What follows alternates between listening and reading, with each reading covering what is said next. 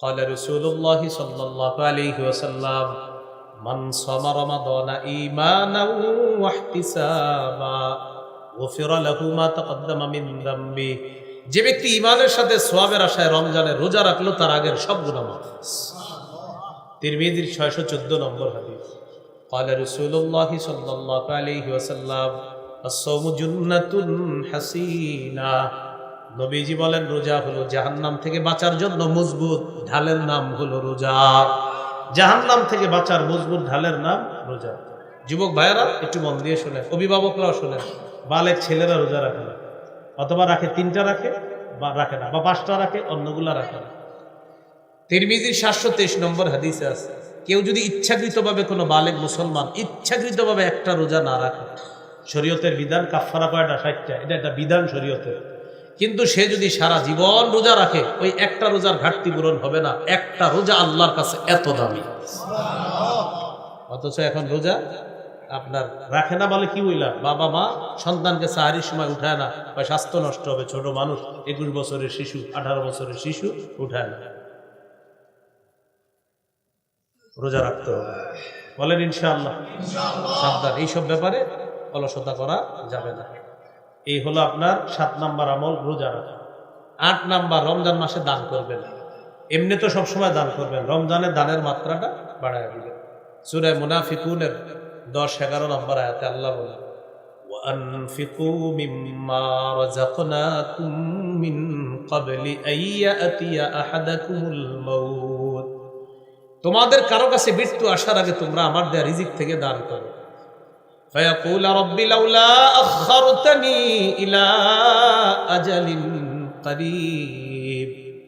মৃত্যু এসে গেলে ওই বান্দা বলবে, আল্লাহ আর একটু সুযোগ দাও, দুনিয়াতে আমি যাব। আল্লাহ বলবেন কেন? ওই ব্যক্তি বলবে, ফাআসসাদদাকু, আমি দান সদকা করব, ওয়া আকুম মিনাস সালিহিন, আমি নেক কাজ করব, ভালো মানুষ হয়ে যাব। আল্লাহ জবাব দিয়ে দেয়, ওয়ালাই ইউআখিরাল্লাহু নাফসান ইযা আজালুহা। মৃত্যু এসে গেলে কিছুতেই আল্লাহ কাউকে আর সামান্য সুযোগ দিবে না। নাউজুবিল্লাহ।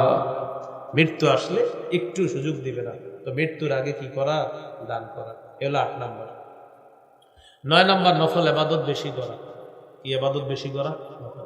ইদানিং কিছু উদ্ভট প্রশ্ন আপনাদেরকে কিছু মানুষ শিখাবে, বা অলরেডি শিখে ফেলছেন।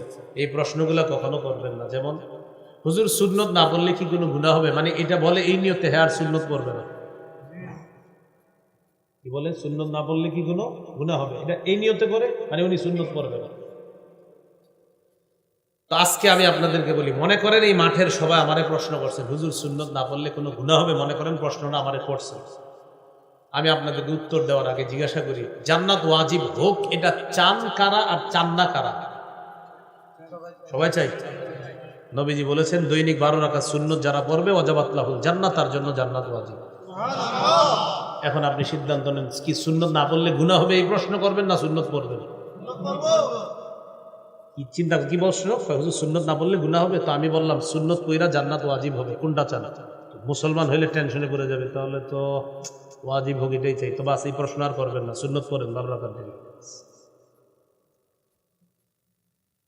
আবু দাউদের হাদিস 864 নম্বর হাদিস।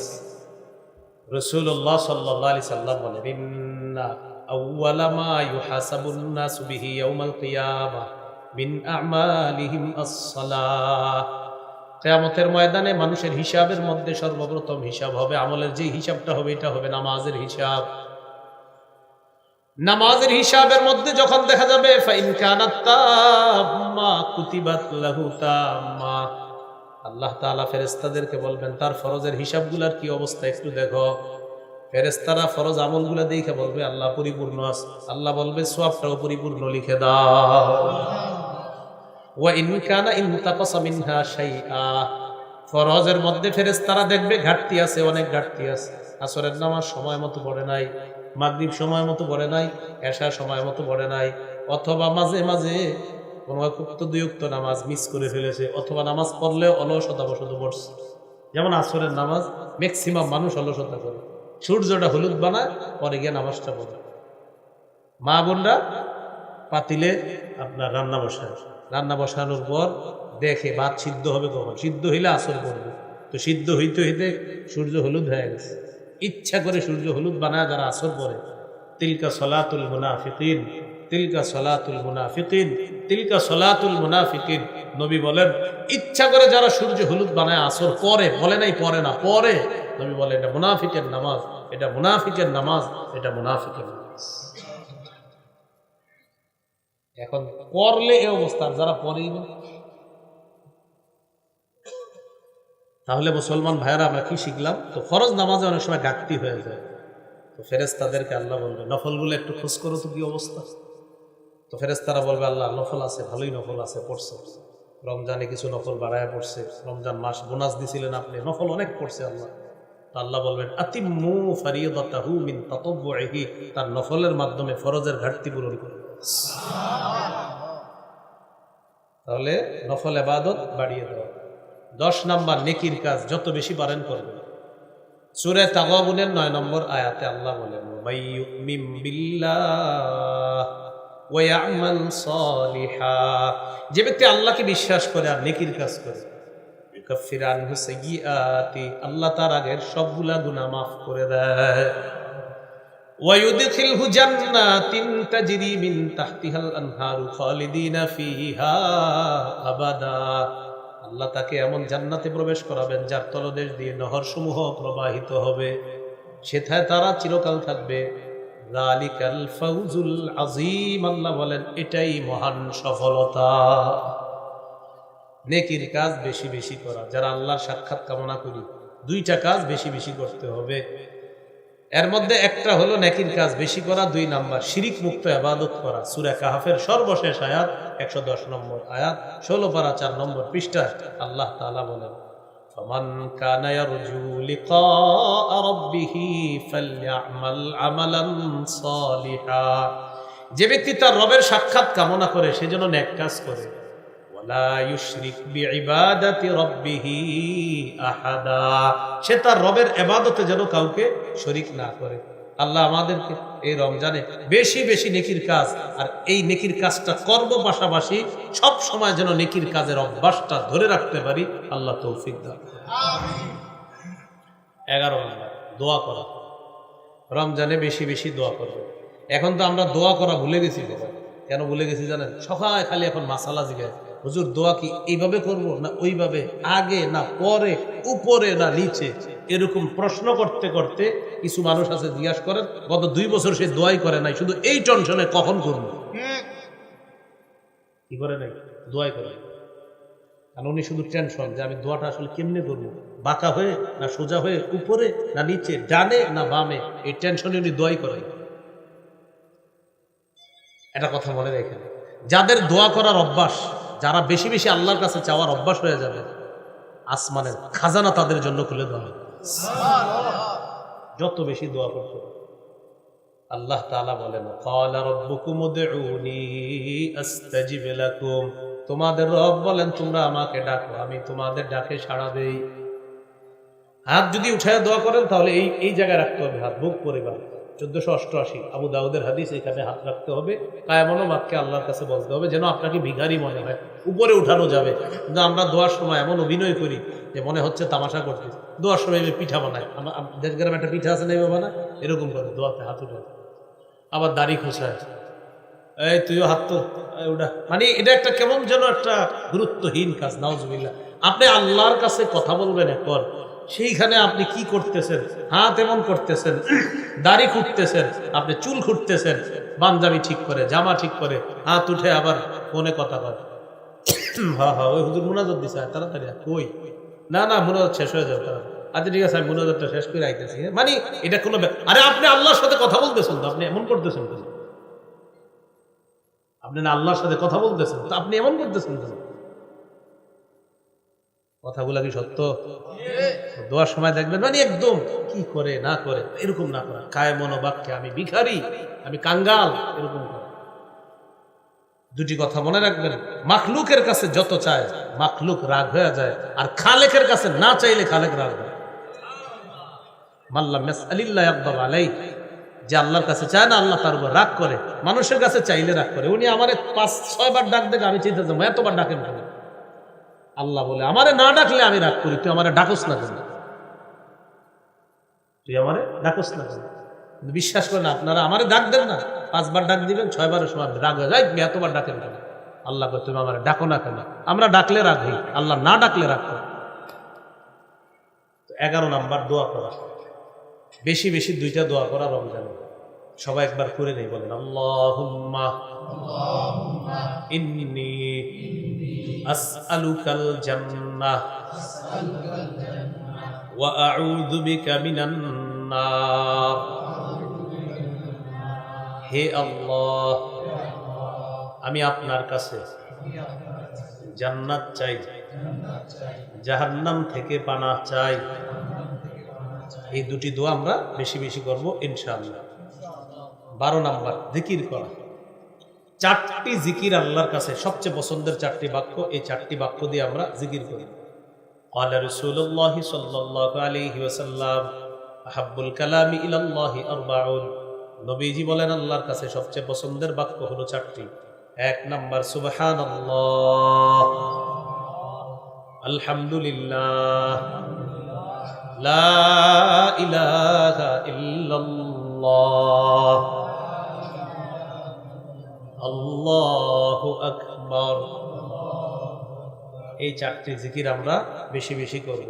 এর মধ্যে আপনি লা ইলাহা ইল্লাল্লাহর জিকির যেটা, এটাও সদা সর্বদা করতে পারেন। মা বোনরা রান্না করতেছেন, তা আপনি টেনশন করতেছেন, রান্নার সময় ঠোঁট না লাগানো ছাড়া জিকির করা দরকার। ঠোঁট লাগাইলে এটা একটা কষ্ট, রমজানে যদি মনে করেন, তো ঠোঁট লাগানো ছাড়া একটা জিকির আছে, সেই জিকিরটা কি আপনারা করেন, দেখবেন ঠোঁট লাগবে না। লা ইলাহা ইল্লাল্লাহ করেন, এবার ট্রাই করে দেখেন ঠোঁট লাগেনি। লা ইলাহা ইল্লাল্লাহ, লা ইলাহা ইল্লাল্লাহ, ঠোঁট লাগে? কষ্ট নাই, ঠোঁট লাগে না। লা ইলাহা ইল্লাল্লাহ ঠোঁট লাগে না। হ্যাঁ, ট্রাই করে দেখবেন, লা ইলাহা ইল্লাল্লাহ ঠোঁট লাগে না। হাদিসে আসছে তিরমিজি 3592 নম্বর হাদিস।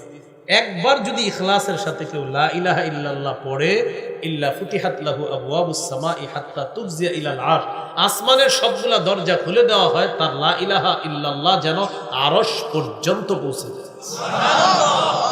তো আপনি মা বোনরা রান্না করতেছেন, রান্না করার সময় বলে দেন লা ইলাহা ইল্লাল্লাহ পড়তে থাকো, তুমি রান্না করতেছো বড়। তো আমরা রমজানের এই মাসগুলা ইবাদতের মাধ্যমে, এইভাবে জিকিরের মাধ্যমে কাটানোর চেষ্টা করবো ইনশাআল্লাহ। 13 নাম্বার, সারাদিন রোজা রাখলেন, রাখার পর ইফতার করবেন। 14 নাম্বার ইফতার করাবেন। 13 নাম্বার ইফতার করা, 14 ইফতার করানো। যেখানে ইফতার করানো অনেক ফজিলতের কাজ। অনেক সময় কি হয়, আমরা প্রতিবেশী ধনী থাকলে ইফতার করাইতে চাই না, যে ধনী মানুষ কি খাওয়াবো না, ধনী মানুষকেও আপনি ইফতার পাঠাবেন বা ওনারে দাওয়াত দিবেন আপনার বাসায়। কেন? রোজাদারকে ইফতার করানোর ফজিলত থেকে আপনি বঞ্চিত হবেন। তাহলে গরিবদেরকেও ইফতার খাওয়াবেন, আর আপনার প্রতিবেশী যদি ধনীও হয় তার জন্য পাঠাবেন, উনিও আপনার জন্য পাঠাবে। এটা হলো মহব্বত, ভালোবাসা আর ইফতার করানোর ফজিলত কামাই করার জন্য। তাহলে 13 নাম্বার ইফতার করা, 14 নাম্বার ইফতার করানো। 15 নাম্বার ইফতারের সময় দোয়া করা। তিরমিজি 3598 নম্বর হাদিস। হাদিসটি শোনানোর আগে আপনি আপনাদেরকে একটু বলি, কাল কল্পনার জগতে আপনারা নিয়ে আসেন। রমজানে আর কল্পনা লাগবে না, সরাসরি মনে করেন সামনে আলুর চপ, বেগুনি, শরবত, মালটা, আপেল, কমলা সব আছে। এই মুহূর্তে খিদাটা একটু পরে 5 মিনিট পরে ইফতার, কি মন চায়? খাইতে মন চায় না? কিন্তু খাই না কেন? কার হুকুম নাই? এই দেখেন সব সামনে আছে, ডিলিশিয়াস খাদ্য, লোভনীয় খাদ্য, খাই না কেন? আমার রবের হুকুম আসে না, তাই খাই না।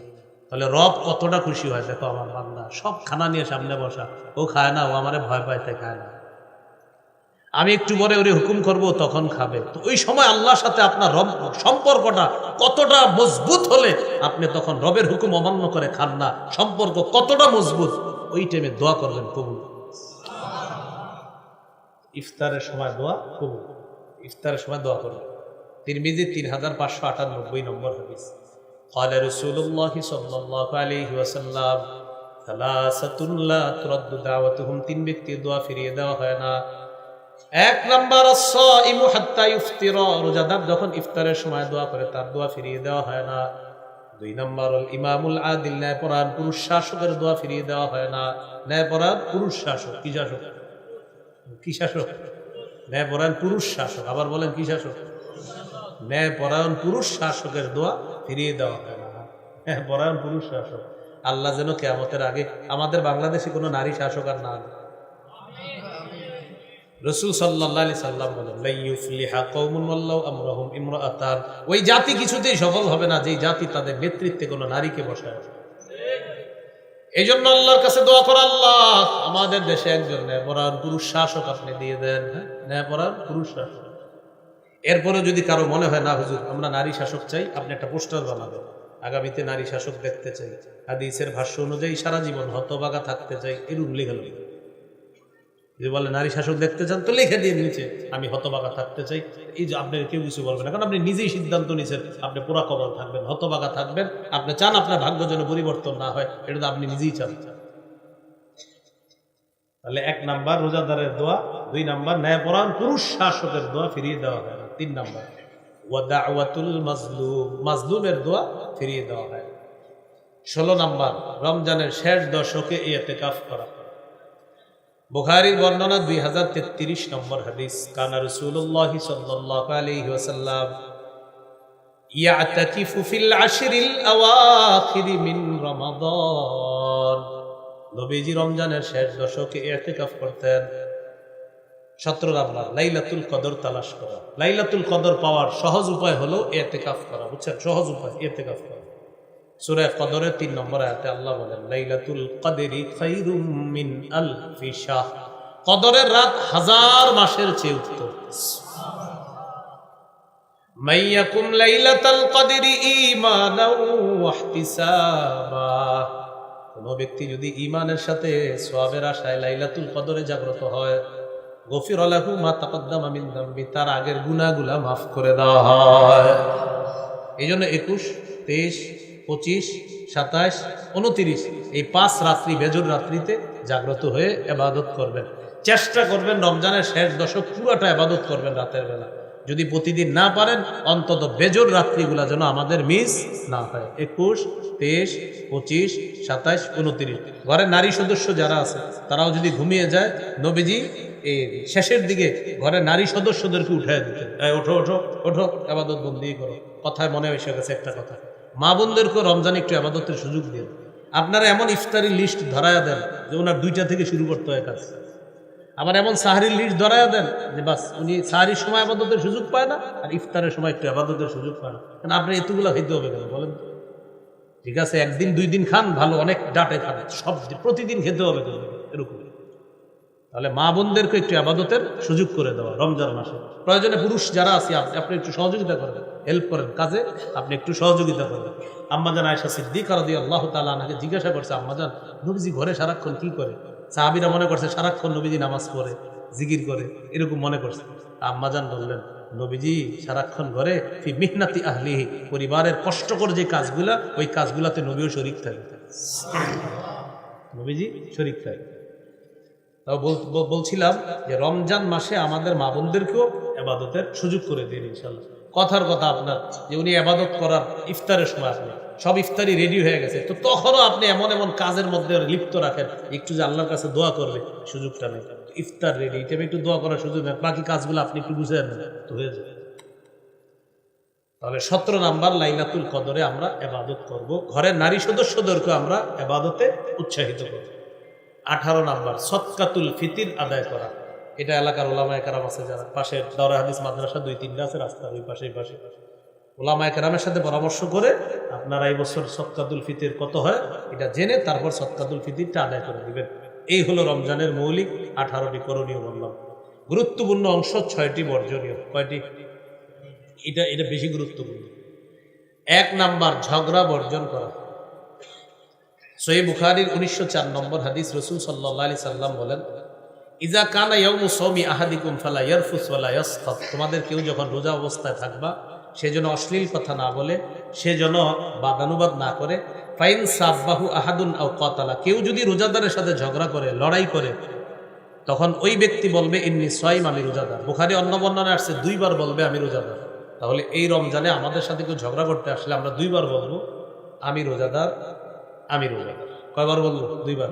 কেউ যদি ঝগড়া করে বাস ভাই আমি রোজাদার, আমি রোজাদার, এই 2 বার বলে দিল। তাহলে 1 নাম্বার ঝগড়া পরিহার করা। 2 নাম্বার অনর্থক কথা পরিহার করা। অনর্থক কথা কাকে বলে? একটু তাকান আমার দিকে, অনর্থক কথা বলেন। এটা কি পাঞ্জাবি বলেন? আসলে পাঞ্জাবি? আসলে ওটা তো পাঞ্জাবি, মানে ফাও কথা বলে। এই যাবি মানে হুদাই জিজ্ঞাসা করতেছে, অনর্থক কথা। এটা হলো কি কথা? অনর্থক কথা। এটা হ্যান্ড টিস্যু, তো এটা তো টিস্যুই। বারবার কইতে মানে এটা টিস্যুর উপরে কেন্দ্র করে 50টা কথা বলছে, অনর্থক কথা। তো এই অনর্থক কথা বর্জন করা 2 নম্বর। সহিহ বুখারী 2477 নম্বর হাদিসের বর্ণনা, রাসূলুল্লাহ সাল্লাল্লাহু আলাইহি সাল্লাম বলেন, ইন্নাল্লাহা কারিহা লাকুম সালাসা, আল্লাহ তোমাদের জন্য 3টি বিষয় অপছন্দ করেছেন। 1 নাম্বার কিলা ওয়া কল, অনর্থক কথা বলা আল্লাহ পছন্দ করেছেন। 2 নাম্বার ওয়া ইদাআতাল মাল, সম্পদ অযথা নষ্ট করা আল্লাহ পছন্দ করেছেন। 3 নাম্বার ওয়া কাসরাতাস সুআল, অনর্থক প্রশ্ন করা আল্লাহ পছন্দ করেছেন। ওই যে ওনারে পাঞ্জাবি নিয়ে 3টা প্রশ্ন করছে, আর তো পাঞ্জাবি প্রশ্ন করছি 3-4টা, অনর্থক প্রশ্ন করা আল্লাহ পছন্দ করেছেন। এই হলো 2 নাম্বার, অনর্থক কথা বলা যাবে না। 3 নাম্বার মিথ্যা কথা পরিহার করা। একটু আমার সাথে বলেন, মিথ্যা হলো সমস্ত পাপের আম্মা। সমস্ত পাপের মা কি? মিথ্যা কথা বলে। সহিহ বুখারীর বর্ণনা 1903 নম্বর হাদিস, রাসূল সাল্লাল্লাহু আলাইহি সাল্লাম বলেন, মাল্লাম ইয়াদা কাওলা যুরি ওয়াল আমালা বিহি ফালাইসা লিল্লাহি হাজাতুন ফি আইয়াদা তাআমা ওয়া শারাবা। যে ব্যক্তি রোজা রেখা মিথ্যা ছাড়তে পারলো না, সে যে খানা খাইলো না সারাদিন। আপনি রোজাদার, সারাদিন খান নাই, পান করেন নাই, নবীজি বলেন তোমার না খাওয়া আর না পান করার মধ্যে আল্লাহর কাছে কোনো গুরুত্ব নাই, কারণ তুমি মিথ্যা কথা বলো, মিথ্যা ছাড়তে পারো না। ভাই জুতা কত? ঈদের সিজন 1200 টাকা, 1150 দিই, আল্লাহর কসম 1140 করে কিনা। কত করে কিনা? যাই হোক, হইতে পারে 1140, যদি 1140 হয় তাহলে সত্য কথা, কিন্তু আপনি খোঁজ নিয়ে দেখলেন 500 করে কিনা, তাহলে 640 মিথ্যা কথা। বাকি 640 কি হলো? মিথ্যা কথা। বুখারীর বর্ণনা আসছে, কিয়ামতের ময়দানে 5 জন দাগী আসামির একজন হবে যে মিথ্যা শপথ করে পণ্য বিক্রি করে। মিথ্যা শপথ করে যে পণ্য বিক্রি করে, মিথ্যা কথা বলে, 5 জন দাগী আসামির একজন হবে এই মিথ্যা কথা বলে।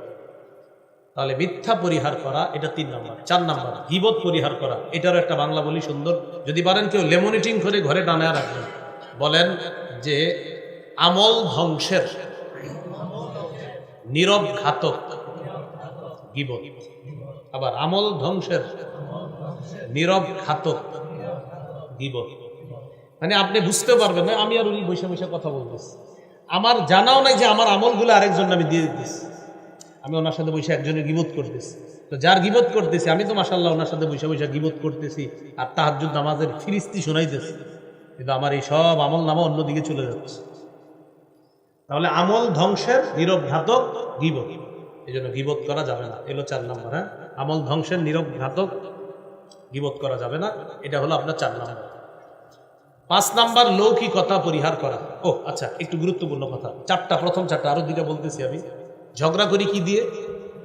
আচ্ছা, অনর্থক কথা বলি কি দিয়ে? মিথ্যা বলি কি দিয়ে?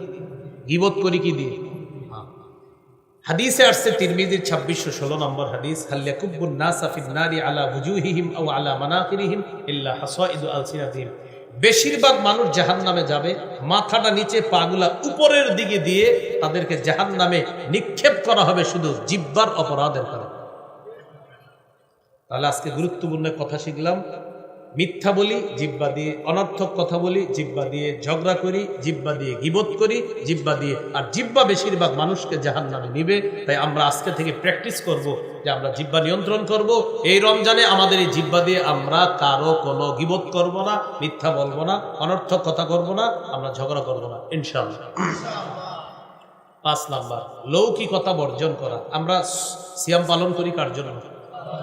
ইফতার কার জন্য? সাহারি কার জন্য? বাস আল্লাহর জন্য সব করা। কাউকে ইফতার খাওয়াবো কার জন্য? কম খাওয়াই, একটা খেজুরও যদি খাওয়াই কার জন্য? আবার ভরপুর ইফতার খাওয়াবো কার জন্য? বাস সব আল্লাহর জন্য হবে, মানুষকে দেখানোর জন্য হবে না। বুলুগুল মারাম হাদিসের কিতাব 440 নম্বর হাদিসে আছে, ইন্না আখওয়াফা মা আখাফু আলাইকুম আশ-শিরকুল আসগর ওয়ার রিয়া। তোমাদের ব্যাপারে আমি সবচেয়ে আশঙ্কা করি তোমরা ছোট শিরকে লিপ্ত হয়ে যাবা। এই ছোট শিরকটা হলো লোক দেখানো, ইবাদত করা। তাহলে লৌকিকতা বর্জন করা। 6 নাম্বার অপচয় বর্জন করা। অপচয়, আমরা না রমজান মাসে অপচয় করে ফেলি অনেক সময়। ইফতারের সময় কি মনে হয় জানেন? আমারও মনে হয় যে আমি সব খাবো, যে আপনি পানি আর শরবতটা আর খেজুরটা খাবেন শেষ। আপনার আগে কি মনে হয়? সব খাবো, দাও দাও আরো দাও, কি কি আছে দাও। এরপরে সব মাখাইছেন মাশাআল্লাহ, পরে আর খাইতে পারেন না। কেন অপচয়টা করলেন? ছোট্ট একটা, সবাই একসাথে বসলে খান, সমস্যা নেই। কিন্তু আপনি দেখবেন আমাদের এই সমস্যাগুলো হচ্ছে, আমরা অপচয় করি। অপচয় কিন্তু করা যাবে না ভাই। সর্বশেষ গুরুত্বপূর্ণ একটি কথা দিয়ে শেষ করব, এটা আমার সাথে একটু বলেন। আমাদের ইফতার যেন মাগরিবের জামাত ছুটে যাওয়ার কারণ না হয়। যদিও এই কাজটি অনেক বেশি হয় না, ইফতার করে আস্তে আস্তে ঢেকুর তুলে পান খায়, চা খায়, আরো নাকি ওনার লাগবে অনেক কিছু, এরপর মসজিদে আসে, আসসালামু আলাইকুম, আসসালামু আলাইকুম, নমস্কার। প্রিয় ভাইয়েরা, শেষের কথাটা অনেক গুরুত্বপূর্ণ। আমাদের ইফতার যেন আমাদের মাগরিবের জামাত ছুটার কারণ না হয়। আরেকটি গুরুত্বপূর্ণ বাংলা বলছি আপনাদেরকে, আল্লাহর এক ইবাদত পালন করতে গিয়ে আরেক ইবাদতে যেন শিথিলতা না আসে। আমার রবের এক বিধান পালন করতে গিয়ে আরেক বিধানে যেন শিথিলতা না আসে। রোজা আমার রবের বিধান, ইফতার আমার রবের বিধান, মাগরিব আমার রবের বিধান, সবগুলো আমি যথা সময়ে সঠিকভাবে করা, এটা আমার রবের বিধান। মনে থাকবে তো ইনশাআল্লাহ? আল্লাহ তৌফিক দান করে। এখন আপনাদেরকে সর্বশেষ একটা আবদার, সাদা দাড়িওয়ালা, সাদা দাড়ি যাদের, হাদিসে আসছে তাদের দোয়া ফিরাইয়া দিতে আল্লাহ লজ্জা করে। সুবহানাল্লাহ। সাদা দাড়িওয়ালা যারা দোয়া করেন, হ্যাঁ, ইন্নাল্লাহা লা ইস্তাহি লিযাইবাতিল মুমিন, তো যাও সাদা দাড়িওয়ালা যারা, তারা আপনার অনেক বরকতি মানুষ, তাদের অনেক বরকতি মানুষ। হাদিসে আসছে ইকরামা বিশাইবাত, সাদা দাড়িওয়ালা যারা, তাদেরকে সম্মান করার কথা আসছে। এটা আপনার যে আল্লাহকে সম্মান করা, সাদা দাড়িওয়ালাকে সম্মান করা মানে আল্লাহকে সম্মান করা, আল্লাহকে, হাফেজে কোরআনকে সম্মান করা, আল্লাহকে সম্মান করা। আর সাদা দাড়িওয়ালা আর ন্যায়পরায়ণ শাসককে সম্মান করা মানে আল্লাহকে সম্মান করা। তো সাদা দাড়িওয়ালা, তাদেরকে আমরা মূল্যায়ন করব, সম্মান করব, তাদের দোয়াগুলোতে আমরা শরীক হব। এই জন্য আমরা যারা যুবক আলোচক যারা আছি, আমাদের দোয়ার চাইতে সাদা দাড়িওয়ালা মুরব্বী যারা, তাদের দোয়াগুলা বেশি গুরুত্ব দিয়ে আমরা এগুলাতে শরীক হব। এগুলা বরকতি, খুব বরকতপূর্ণ মজলিস হয়ে যাবে তাদের মজলিসগুলা। আমি পার্সোনালভাবে আপনাদেরকে বলবো, মুরব্বীরা যেই সমস্ত মাহফিলে আসে, তাদের মাহফিলগুলাতে বেশি বেশি যাবেন। তাদের মুখ থেকে এমন কথা আল্লাহ বের করেন যেটা আমার আপনার জীবন পরিবর্তনের জন্য সহায়ক হয়, যথেষ্ট হয়। এই জন্য আল্লাহওয়ালা যারা, তাদের মজলিসে যাবেন, তাদের কথাগুলো শুনবেন। তাই সর্বশেষ আপনাদের কাছে আবদার, আপনাদের এলাকারই প্রতিষ্ঠাতা পরিচালক জামিয়া ফারুকিয়া রোজাতুল উলুম মাদ্রাসা, এই মাদ্রাসার হুজুর মানে আপনাদের হুজুর, তো আপনাদের মানুষ আপনাদের সামনে এখন আলোচনা করবে, ইনশাল্লাহ দোয়া করবে, আপনাদেরকে নিয়ে ইনশাল্লাহ কিছু কথা বলবে, দোয়া করবে। এরপর ইনশাল্লাহ মজলিসটা শেষ হবে। আল্লাহর রাস্তায় আমরা সামান্য সময় ধৈর্য ধরে বসি, ইনশাল্লাহ এরপর শেষ হবে। আসসালামু আলাইকুম।